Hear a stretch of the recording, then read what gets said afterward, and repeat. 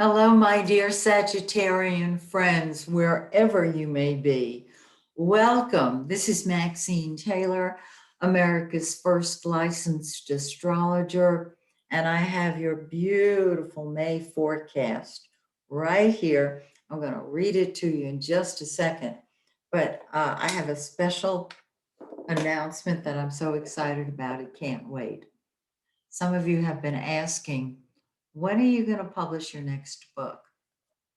Here it is. Here it is. It's called Hidden Messages in Your Birth Chart. Um, Many of you, if I have done your horoscope, you know this. Many of you know how passionate I am about looking at the hidden programming that we all received growing up from the authority figures in our lives, the verbal and nonverbal messages that absolutely run us forever unless we look at them.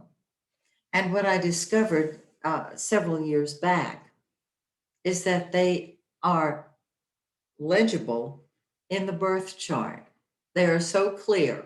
And in this book, I've shared that with you. Um, it's so exciting to me to be able to break it down and present it simply. Many years ago, I wrote a book called Hidden Messages, which was published by the American Federation of Astrologers.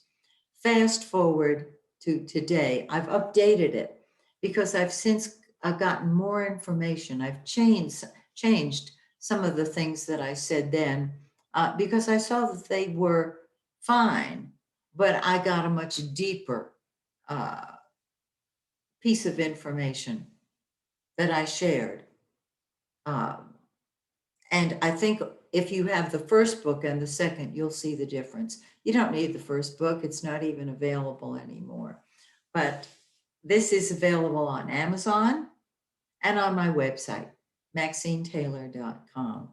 Um, it's for astrologers and astrology students. It will add a depth to your understanding of your own chart. And if you're a practicing astrologer, to the charts you read for clients. Now, some of you are writing books. Maybe they're not astrology books. They don't have to be. And you're now at the point that you may have written it and you don't know how to get it out there without spending a fortune. Maybe you haven't even started writing it, but you know you want to. And so you've asked me who I use to help me get my book formatted, edited, published. I self-published. Um, that's the only way to do it, I think. And I turned to Denise Casino, two S's in Casino. And you can find her on bestsellerservices.com. Denise, I've worked with Denise for about 10 years, and she has gotten all of my books to bestseller status. That's something you want. It gives you bragging rights, right? Um, Denise is remarkable. There are many people out there who claim to be able to give you what she can. They're expensive and they don't deliver. I've looked into some of them and I quit doing that because I found Denise. I highly recommend her. I think you'll be really pleased with her. Everybody who talks to her is crazy about her. And she not only delivers, but she over delivers. She's amazing. So that's who I use. Okay, now let's talk about you. Sagittarius, look at this amazing chart, would you? Ah, okay. The Sun, Venus, and Mercury are all sitting in your sixth house of work, health, and service. Now, hang in there with me. The Sun is the giver of life. Whatever house it's in, what's a masculine planet? The Sun brings it to life, adds life to it. So, have you been working at a new job? Um, the Sun is leadership. Have you been promoted to a leadership position? I hope so. But the center of your life is your work when the sun is in your sixth house. Sun is the center of our solar system as far as we're concerned. Venus, the planet of love and money and beauty, the lesser benefic, the one who blesses us. And whatever house it's in, it adds beauty, healing, love. And so you're probably working at something you are enjoying. If not, go for it. You may not have taken advantage of it. Do it. Okay. And Mercury, the blue planet, that's what we think about and talk about. Whatever you think about and talk about grows because you're putting your attention on it. Now, I'm going to go from Mercury back to the sun. Mercury's in your sixth house, but on the 3rd of May, it moves into your seventh of partnership, of relationships. And so you go from focused on your job to focused on the important people in your life, whether of a business nature or a personal nature. I love it. I love it. Now, Mercury's going to go retrograde. All right. It does that 3 times a year. Well, this is one of them. We enter the shadow of the retrograde on May 15th, which means it feels like Mercury's retrograde starting then. But Mercury actually goes retrograde on the 29th. Okay? Do not start any new projects under a retrograde Mercury. Instead, tie up the loose ends of unfinished projects. Don't start a new partnership or a new relationship under a retrograde Mercury. It'll fizzle out completely or have to be redone, rewritten, revamped during the year. And, if you're in sales, if you're in real estate, you're signing contracts all the time. This could be a confusing time relating to contracts. Let that just roll off. Go back and look at old contacts. Tie those contracts up if you can, okay? So Mercury goes into the 7th house on the 3rd. Venus moves into your 7th house on the 8th. And you're just loving being with people. Is there somebody special in your life? Focus your attention on them. If there's nobody special, you might meet somebody. Okay? And if the relationship stands the test of time, that's wonderful. The sun finally gets its act together and moves into your 7th house on the 20th.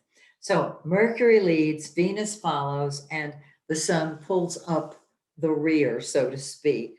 And relationships of all sorts are activated. So you get out of working, even though you're enjoying it maybe, and healing from whatever, to being with people. Now, Mars, the planet of action and energy, is hidden in the 8th house of secrets this month. The 8th house of joint financial ventures. Okay. Be a psychic detective. You're going to find that you have anger and you may not know why. You may find that there are things you're trying to find out and you can't get to the bottom of them. Well, now you can. Now you can. This is you helping other people create more money. Mutually beneficial financial agreements, and not with Mercury retrograde, because this is the house of joint finances, taxes, legacies, wills, just frustration on the retrograde Mercury. Let it roll off. Okay? I'm telling you, there's nothing you can do about it. Just let it roll off. And after Mercury goes direct, which it will on July 7th, no, it'll come out of the shadow. In June, it will go direct. And on July 7th, it will come out of the, after the retrograde shadow. And then you'll be able to move forward. Okay, we have a new moon on the 11th of May. And on the new moon, energy starts building up, starts growing. Look at, find 21 degrees of Taurus in your birth chart because this new moon is in 21 of Taurus. This is when energy begins. Take the information that you get from the new moon in your birth chart, combine it with your solar chart, and you'll have the complete picture. 2 weeks later, the full moon, which is a total lunar eclipse, is in your first house. And I love this for you because the first house is you. And anything in that first house says, I'm doing what I want, when I want, how I want, because I can. In other words, my way or the highway. You rock.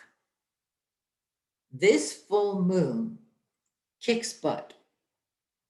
It's in 5 degrees of Sagittarius, and it occurs on the 26th of May. You're going to feel it about a week or two ahead because you want this full moon in the first house because that seventh house is saying you're doing for other people.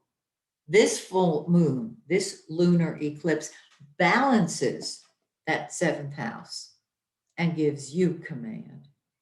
And these eclipses are all strongest 3 to 4 months after they occur. So enjoy it. It's your turn, Sag. So that's what I have to share with you. I hope you've enjoyed your forecast as much as I have reading it to you. And I hope you'll join me next month when once again we take a look at your forecast. Till then, may the stars shine brightly on you and yours. Bye for now.